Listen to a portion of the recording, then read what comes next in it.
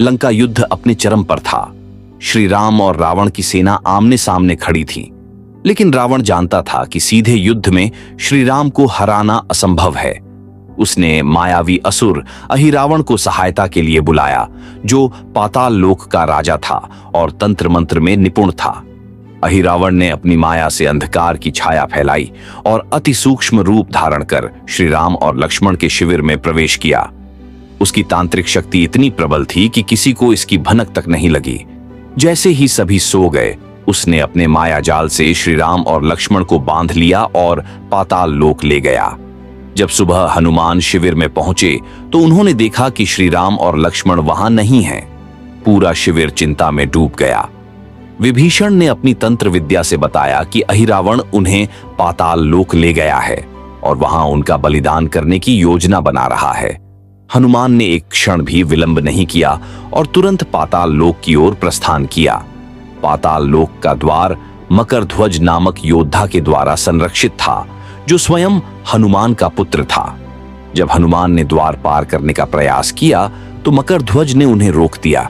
हनुमान बोले, वत्स, मैं तेरे पिता के रूप में तुझे आदेश देता हूं, मार्ग दो।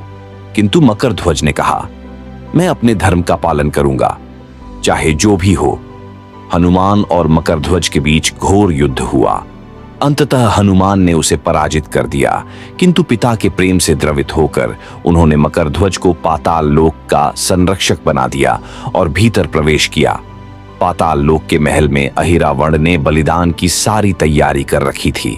श्री राम और लक्ष्मण को बलिवेदी पर रखा गया था। जैसे ही अहिरावण मंत्रोच्चारण करने लगा, हनुमान वज्र के समान वहां आ धमके। अहिरावण, तेरी माया अब नहीं चलेगी, हनुमान गरजे। अहिरावण ने कई मायावी रूप धरकर हनुमान पर आक्रमण किया, लेकिन हनुमान ने अपनी अपार शक्ति से हर एक रूप को नष्ट कर दिया। अहिरावण ने तंत्र विद्या से 5 स्थानों पर अपने जीवन को सुरक्षित कर रखा था, किंतु हनुमान ने अपनी बुद्धि से उन सभी स्थानों को खोजकर नष्ट कर दिया। अंत में हनुमान ने अहिरावण का सिर अपने गदा प्रहार से कुचल दिया। अहिरावण की मृत्यु होते ही पाताल लोक की सारी माया समाप्त हो गई। हनुमान ने श्री राम और लक्ष्मण के बंधन काटे और उन्हें अपनी पीठ पर बैठाकर पाताल लोक से बाहर निकल आए। लंका शिविर में पहुंचते ही सबने हर्षोल्लास से जयकार की। जय श्री राम, जय हनुमान। श्री राम ने हनुमान को गले लगाया और कहा, पवन पुत्र, तुम्हारी भक्ति और पराक्रम अतुलनीय है। लंका में यह समाचार पाकर रावण हतप्रभ रह गया।